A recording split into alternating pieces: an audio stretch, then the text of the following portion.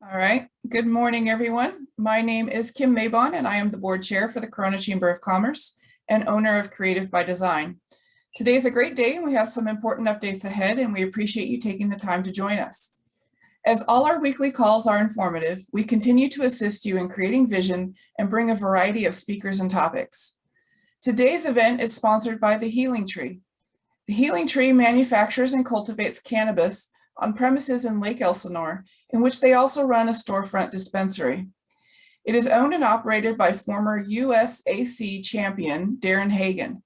They have a passion for helping those who experience pain and other ailments and are huge advocates of helping local charities. Thank you, Healing Tree, for sponsoring today's meeting.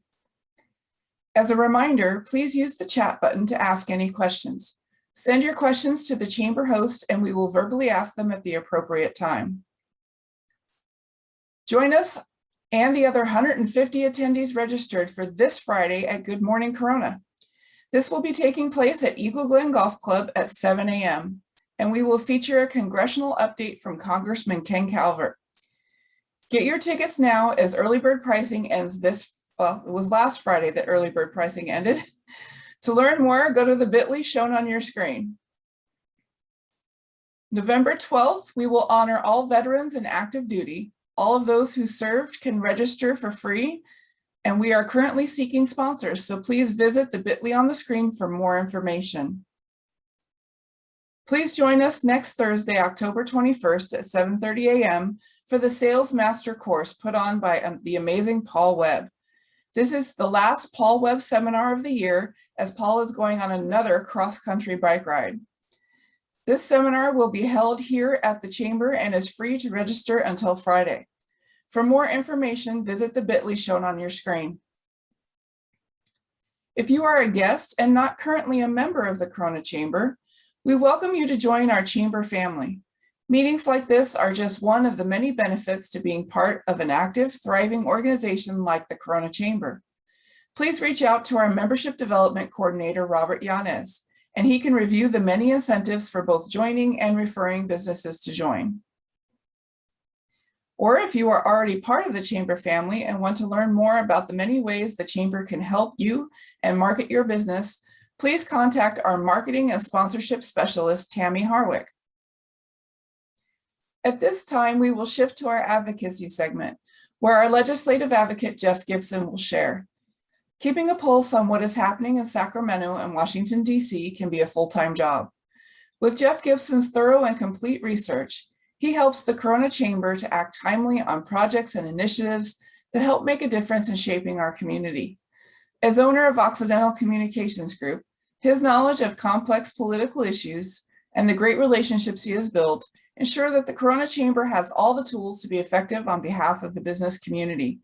Please help me welcome Jeff Gibson to share a legislative update. Jeff?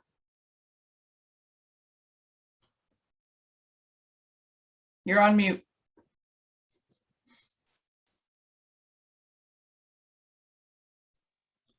All right, here we go. Good morning, everybody.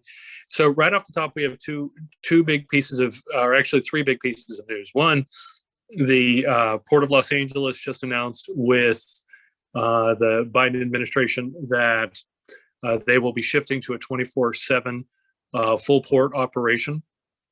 The larger news is the ports are under tremendous pressure since it's become clear, and the state attorney general and the Orange County District Attorney in Congress have opened up criminal investigations on the boats that have been, or the ships that have been temporarily docked in the Catalina Channel within the oil infrastructure as being responsible for what has now been downgraded to a 30,000 gallon oil spill. All the beaches are open. Pretty much life is back to normal unless you're cleaning up the wetlands, the federally protected wetlands, which have been affected. But there's very clear evidence that at least one, if not more, anchors have pulled that pipeline, and likely other pipelines as well. So the port has agreed. Long Beach has been running a one berth 24/7 operation. To give you an idea, that's about 1/33 of the, or about 3% of their capacity has been running at 24/7 in a pilot program. But both ports have agreed to open up for 24/7. If you're thinking why just those two ports, as we discussed last week, just those two ports are going to take in about 21 million containers this year.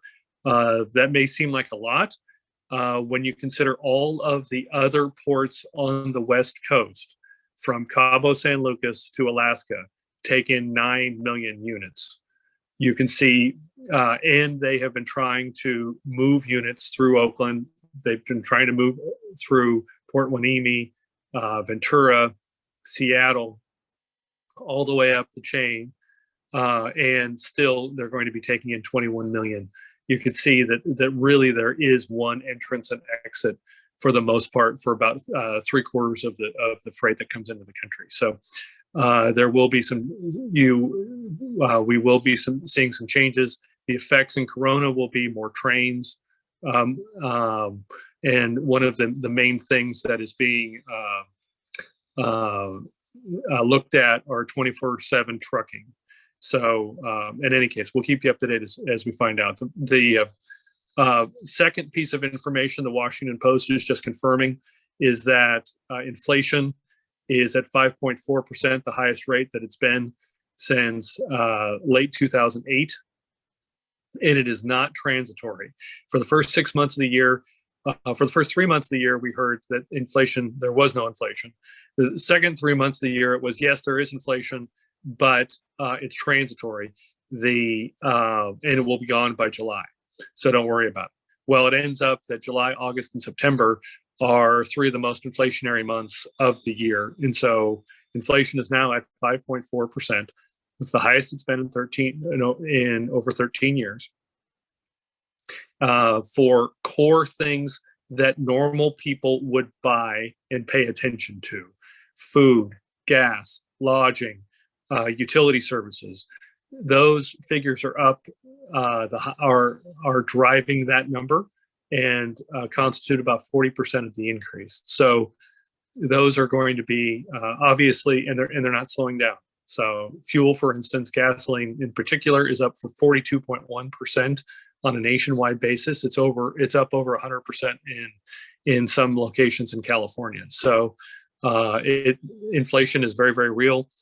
And again, we came to you with a nonpartisan source or a mainstream source of the Washington Post for that information, which took its numbers directly from the federal government. So looking on to some big news for us, for you, for our work here on a weekly basis. The legislature has adjourned, as we talked about, on September 10th. The governor has completed his analysis of all of the bills that the legislature sent him. He signed a fairly amazing number of over 96% of the bills that were given to him.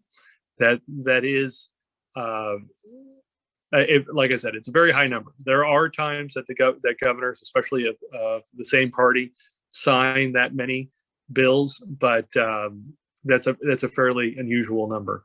But out of the bills that were proposed, we ended up saving you $50,131.70 per employee in the bills that we opposed and worked to defeat. And so we have several different breakdowns here. The first gets into the specifics of what we looked at. For the 8th straight session, the legislature, with a number of major co-authors, tried to consider pushing through a single-payer healthcare plan. That number, the estimated number we have of $26,701.70, takes out some of the state employees, but leaves in most of the 18.952 million employees individuals in the California labor market. against what the State Legislative Analyst's Office considered the initial price of just setting up and starting to operate a single payer healthcare plan of $400 billion, which would essentially, even at its current rate of, we spend about $234 billion over the next 2 years, that would be a 5-time increase in state spending. So just that alone was $26,701.70. Looking at the changes that were proposed in workers' compensation and other in related employer insurance programs, you're looking at $7,210. Those numbers are taken from the Legislative Analyst's Office, from Legislative History, and they're divided up again for the most part over 18.952 million residents that are in the California labor market, according to the federal government. So we're trying to get as accurate a figure for you to understand the work that we do here and how important it is. Tax hikes as proposed, and we only looked at the major tax hikes. So we looked at tax hikes that had a legislative leader that was either an author or a co-author. So these were not just bills that we knew were going to be introduced so that a junior member of the legislature could get some sort of press coverage or something, some sort of stunt. These were widely considered. Their defeat saved you $7,700 per employee. Climate change related, and basically this is the required electrification of your businesses. The state is requiring by 2040 that all of your utilities in your offices and all utilities in homes that have needed any sort of permitting replace all gas-based utilities with electric. It's very, very difficult to understand how businesses, especially that have AQMD infrastructure. AQMD, for those who don't know, is the Air Quality Management District. Almost all of the required Air Quality Management District mufflers, essentially, that you put on your car, you would put them on your business. Those are operated by natural gas coils that are superheated. You can't do that with electricity and maintain a base load using current technology. So that if those bills had passed, again, it's Senator Cortese from San Jose, so not a new member. His father served in the state legislature as well. So $7,000 per employee just for his proposals. And then additionally, there were about $3,000 in savings by the defeat or even the veto of certain bills. We can go to the next slide, Anthony, and what this is going to get into is precisely the legislation itself that we opposed or took positions on or in support of, and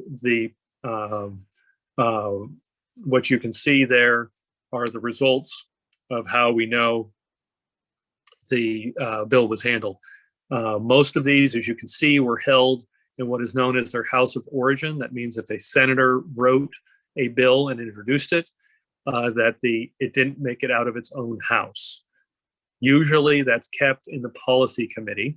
If it's not kept in the policy committee, then you can see that we wrote down, for instance, looking here on some of these, that it was held at either in revenue and tax. If on this chart it says something like that, that's because the committee looked at it, made a decision to hold it, or did so at the author's request. So the author saw that the policy committee, which it's very important. There's two types of committees, just to review real quickly. You've got policy committees that look at, is this something that the state should be requiring, doing, having an opinion on, changing the rules on? And then the second is the Appropriations Committee.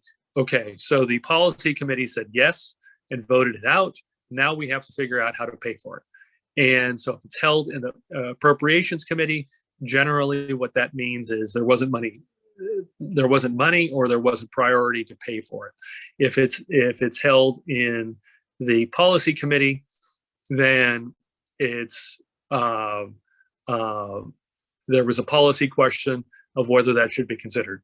If it says held in the Assembly or held in the Senate, then what we have there is an idea that was actually pulled out of the committee process or put in an active file at the author's request because they saw that the bill was not going to be going anywhere, usually because of the very large opposition. So this is why we're here. This is why we work with our legislators. This is why we conduct ourselves the way we do, always trying to make sure that we're speaking to people that may not understand how challenging it is to run a business, to employ people with your financial responsibility for them, not just at a government agency, and to tell that story every day, and then report back to you on Wednesdays how that's going. So, with that, we came up with a savings of $50,131.70, and happy to discuss that or anything we've talked about here today. Thank you, Jeff. Anthony, are there any questions? There are no questions. Home run again. All right. Thanks, guys. All right. Thank you so much, Jeff. As always, you can reach out to your local representatives to let them know what you're passionate about and what impacts your business. You can reach Sabrina Cervantes and Senator Richard Roth. The contact information is shown on your screen.